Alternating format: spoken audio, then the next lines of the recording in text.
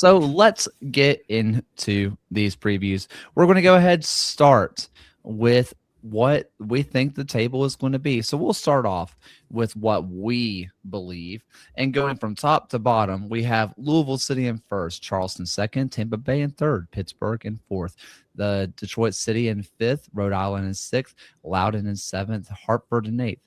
Legion are our first team out at ninth, Indy 11 and 10th, the Miami FC in 12th. You got Brooklyn, or sorry, in 11th, got Brooklyn in 12th, and you got the other new boys, Sporting Jacks, down there getting the wooden spoon. But how do we differ from the fans?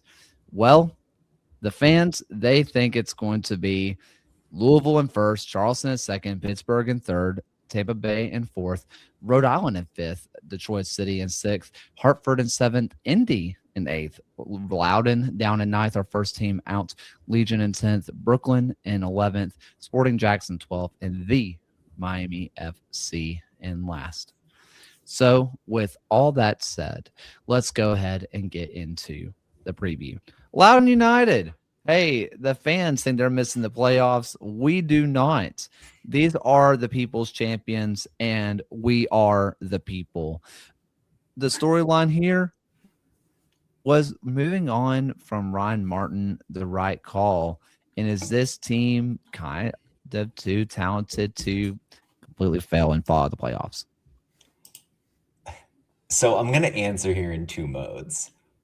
No, moving on from Ryan Martin wasn't the right call. Like, you don't just give up that manager when you've got him. At the same time, if you just accept the premise that Ryan Martin is gone, Loudoun has done really well to rebuild this roster and rebuild the coaching staff, if we're honest. You think about Marcina coming in as the sporting director. You think about Anthony Limbrick as the manager. This is a team that is kind of built to be Marcina-esque, but a little bit more moderate. They've got the physicality defensively. We know Abakora can be a useful player in a pressing system. Akinyode, Young, Murphy through the midfield are all ball winners. So if they want to play over the top and then let Abakora just be the Jorge Hernandez that is killing it in space, doing everything he can after winning those second balls, you start to see why Loudoun is really attractive in my mind. Yeah, and this is a Loudoun team who made the playoffs for the first time in club history last season, that it almost felt like the kind of just pinnacle of what this team had, quote unquote, been building towards for their entire existence. Anthony Limbrick comes in, having managed in England, having managed in Wales, having managed in Gibraltar, like a proper football manager, journeyman level career of all places. But it's a really just interesting just kind of build that Loudoun has entering this season. And like, honestly, if we're going to have to invoke, I guess what Phil has always mentioned here, like, lads, like, wouldn't it just be the most Loudoun thing ever if after moving on from Ryan Martin, something that we've at least have discussed as being the wrong thing, like if they just continue to keep moving along and that they've built this team into a consistent playoff side, they do get a meeting with Ryan Martin on May 2nd, as Oakland will be visiting Loudoun as well. And honestly, I think they actually might win that one just because, like, it's Loudoun. By the way, I'm just going to insert myself in here. I am going to a Loudoun game this year.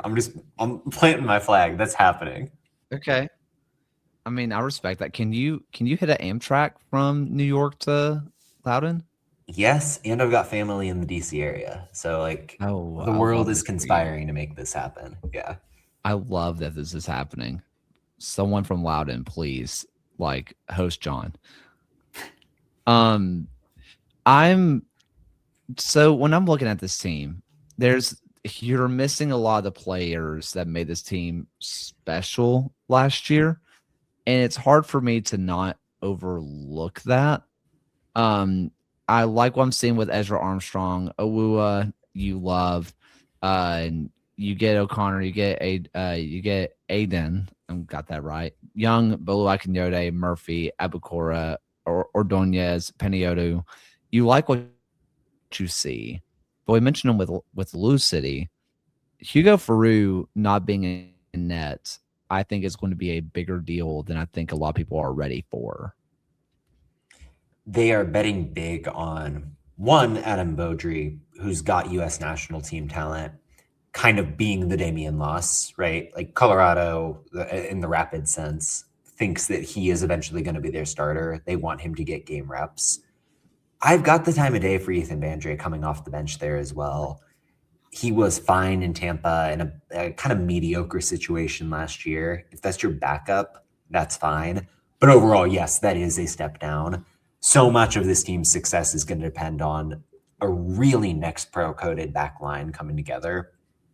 I like Mazzafero a lot. He was awesome on those Austin teams where Dennis Sanchez was on the staff. Adnan was impressive with, I think, FC Cincinnati too. Mm-hmm. Worst case scenario, like healthy Jacob Erlandson, you slide Akinyoti down. That should be enough to be competent. But that really feels like the litmus test given how much I trust this offense. And Loudoun had begun last season in a very fast start as well. If you're looking at their first 9 games, they only lost 2 of them. In fact, 3 last season, Loudoun had a longer win streak in the regular season than both teams who participated in last season's Cup final. And that win streak at 4, included beating Pittsburgh in that one as well. So if this team can replicate that early success, like we talked about, if Tampa Bay can get started really quickly. If Loudoun can do that as well, we could be looking at a team that exists the entire season within the playoff picture. If I could figure out a way to do Lads Protocol merch, I would be so in on that. If we can figure that out. John, you're a smarter person than I am when it comes to tactic stuff, because I have been fighting this ever since I really started diving in deep on this last week. Mm-hmm. How in the world do you get Awuah, Ezra Armstrong, Abukora all on the same pitch together? I have played this same game, and I think the answer is just Ezra Armstrong is on the bench. And I think that's crazy. We're both in the same camp with that. But then you project forward, Open Cup, USL Cup, maybe an injury or two. I think he could play the wing if you need him. It's possible that he's still going to end up getting a fair amount of minutes. Is it probably a waste of resources to go and get the all USL left wing back from 2024 when you've already got Kwame Awuah? Probably. You could have done with more depth at center back or center mid. But hey, I mean, if Ezra Armstrong is happy to go do it, more power to him. And I want to take a question from chat.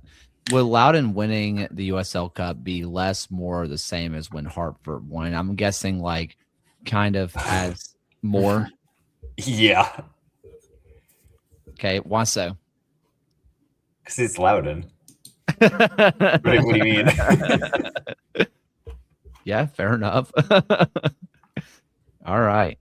The third trophy Limerick would have won in his career as well. He won the Welsh Premier League and the Welsh Cup as well. No trophies in Gibraltar for him? That is sad. Manchester 62 is no Lincoln Red Imps. That was quite the sentence. If you're not someone who is in the Gibraltar kind of space, or if you just watch way too much Football Manager stuff, that just sounds like an insane statement.